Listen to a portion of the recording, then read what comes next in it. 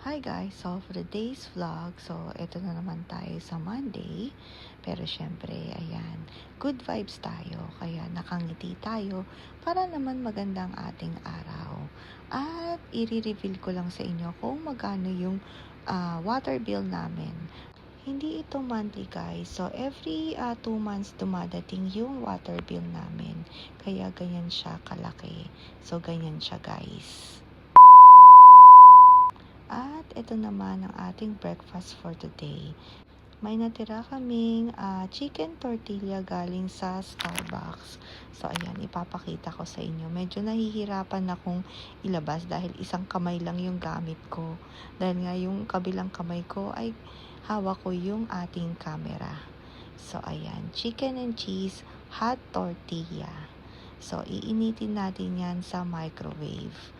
Bali, naka-ready na ako yan guys to work. So, kakain muna tayo ng breakfast. Dahil medyo nagugutom na rin ako. So, pagbukas ko ng microwave, ayan, nakalimutan ko na hinugasan pala kagabi yung plate nito. So, ayan, ganyan lang. So, mga ilang minutes lang naman nating iinitan yan. So, ayan, tingnan niyo naman ako para akong nagdadasal dito. So, inaantay ko lang din mag 1 minute. Siguro mga 1 minute or mga ilang seconds lang para hindi rin naman ma-burn yung ating chicken tortilla. So, maya-maya okay na yan. So, ayan. Inaantay-antay. So, ayan. Malapit na. So, nakalimutan ko kung ilang minutes yung nilagay ko dito niyan. So, I think mga 2 minutes. So, ayan. Tinatansya ko lang guys. So, check natin kung pwede na.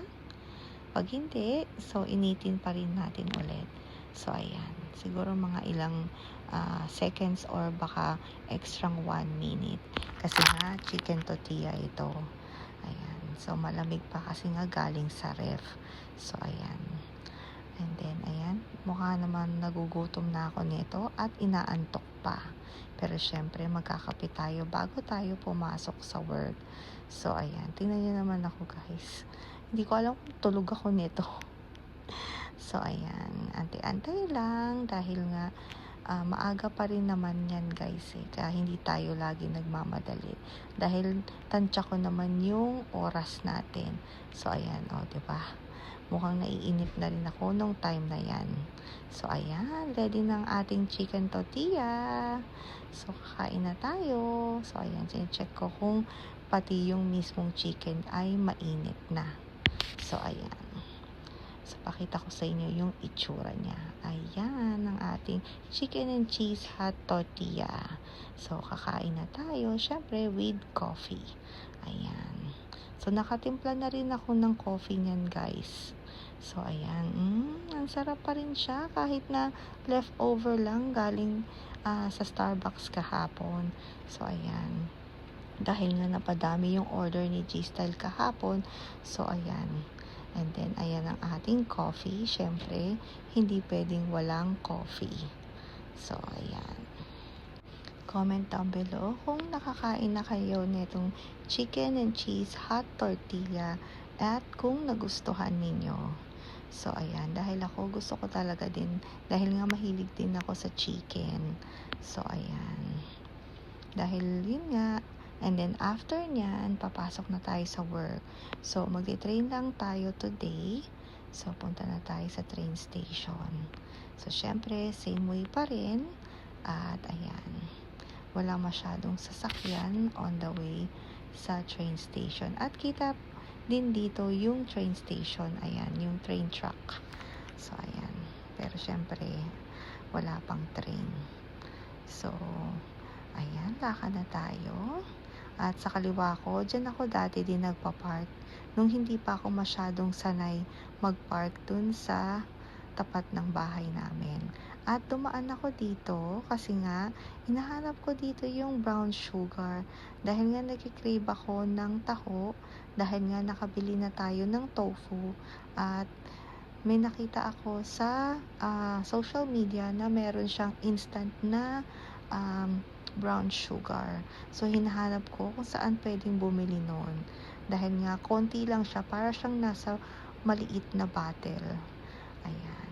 pero hindi ko siya makita dito guys. So comment down below kung saan yung makikita yung brown sugar na yun na nasa bottle. Dahil nga hindi ko talaga makita. Maski sa Amazon Japan, meron sila pero napakalaki. Gusto ko lang yung maliit lang para hindi masayang pag binuksan mo. So ayan, ikot-ikot ako dito. So hindi ko talaga siya nakita dito. So ayan, diretso na tayo sa train station sa loob dahil baka malate naman tayo guys. So i-check ko na lang sa ibang convenience store kung meron sila. So ayan, mag-elevator tayo. Buti na nga lang din may elevator dito sa train station na malapit sa amin. Dahil nga, minsan napaka-trick nung mga stairs papunta sa train track. So, ayan, walang tao. Pero actually, nandun sila sa kabilang side. Pero dito ako lagi nag-aantay para hindi masyadong crowded. So, ayan, maski dun sa kabilang side, wala masyadong tao. Ayan, meron pala mga isa, dalawa. So, ayan, yung local train. Pero nakasakay na tayo sa express. So, papakita ko lang sa inyo yung local train. So, ayan, nandar na tayo. So, papunta na tayo sa work. So, ayan yung view sa kabilang side. Napakita ko na sa inyo yung view dun sa kabilang side. So, ito naman yung sa kabila. So, ayan. So, ayan, di ba? Ang ganda, ang daming bahay. So, ayan. Tingnan nyo, di ba? Napakaganda at napakalinis talaga ng Japan. So, ayan. At halos yung mga bahay dito ay pare-pareho. So, ayan. Tingnan nyo naman, di ba guys? So, ayan. Napakaganda ng view. Sana lang, no, tanaw dito yung Mount Fuji. Pero hindi. Medyo malayo yung Mount Fuji. Hindi matatanaw banda dito. Pero ayan, yan naman yung makikita nyo, magagandang bahay dito sa Japan. So ayan, may mga building banda doon. So hindi ko sure kung ano yung banda doon, kung saan yan banda. Ayan, pero kung alam nyo, comment down below guys. So ayan yung mga bahay, diba? Ayan, syempre, express yung sinakyan natin, hindi hihinto dito sa station na to, lalagpasan yan dahil nga yung local lang. Local means that every station mag-i-stop yung train. So, ayan. O, diba? Ang ganda ng ating view. Yan yung papunta sa work ko. So, one stop lang tayo dahil nga limited express tayo na train. So, ayan. And finally, nakarating na tayo dito sa station ko. Ayan, aalis na yung train na sinakyan ko. So, on the way ito sa Tokyo. So, ayan. Ayan sila. O, diba? Ang bilis ng train. Pero, syempre, mas mabilis pa rin yung bullet train. At yun naman yung sa kabila. Ayan, yan yung papunta sa bahay ko naman. So, ayan. I think limited express din yan. Diba? Napakahaba ng train. At ito, meron silang mga bagong vending machine dito. So, ayan, yung mga tinitinda nila. Hindi ko lang sure kung ano to. Parang mga crackers ata to or mga bread. Ito ata yung mga bread dito. Pero yung nakabox, I think parang mga cookies yung sa loob. Ayan. So, kung gusto nyong bumili, ayan.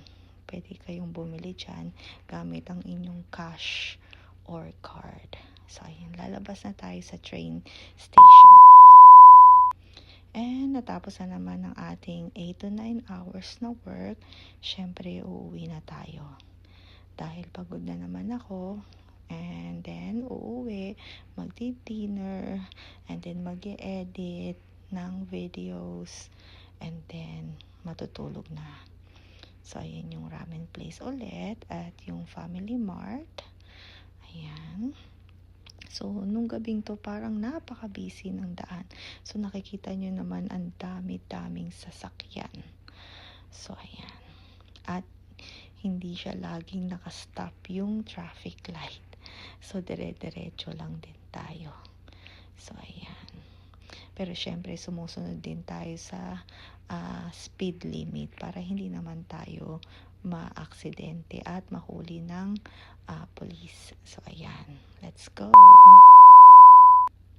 At finally, nakauwi na ako and then naalala ko meron palang delivery ng aking parcel from Amazon. So ayan, kunin natin dito. Dahil nga naubos na yung poopy bag ni Sky, so nag-order ako kahapon sa Amazon Japan at dumating din the next day. So dun lang nilagay or iniwan. So ayan ako. So i-open natin. Pakita ko sa inyo kung ano yung in-order kong poopy bag niya. This time, iba naman. Dahil nung last time, may kasama siyang holder. Pero ito, yung poopy bag lang niya. Pero mabango din ito, guys. So, ayan. Pakita ko sa inyo. So, ayan. Isang box lang siya, pero 15 pieces or rolls ang laman. At, ayan. So, maganda talaga may Amazon dahil nga mabilis silang mag-deliver. Lalo na kung meron silang stocks. Ayan. So, open lang natin. Tingnan nyo naman, napaka-sinop nila. Naka-plastic pa talaga. Sa iba yan, naka-box lang. So, ayan. Ayan, inaamoy-amoy ko kasi nga, amoy na amoy talaga na ang bango. So, ayan, open natin yung box para makita ninyo kung anong itsura ng poopy bag. So, ayan. Ganyan siya, guys. So, ayan yung poopy bag niya. So, 15 pieces yung laman. So, ayan. And then, syempre, kakain na tayo. So, meron pang natirang salmon sinigang. Naluto ng ating G-style. So, kakain na tayo ng dinner. So, ayan. Ang sarap pa rin ng luto ni G-style. Yung kanyang salmon sinigang ala G-style. So, ayan. Bali, nakakain na rin dyan si Kuya Jiro at si G-style. So, ako na lang ulit ang kakain. Kasi minsan din, kahit na nakikita nyo sa video na ako lang mag-isa, pero kasabay ko din silang kumakain. So, ayan, hanggang dito na lang ulit. Thank you guys for watching. See you guys next time.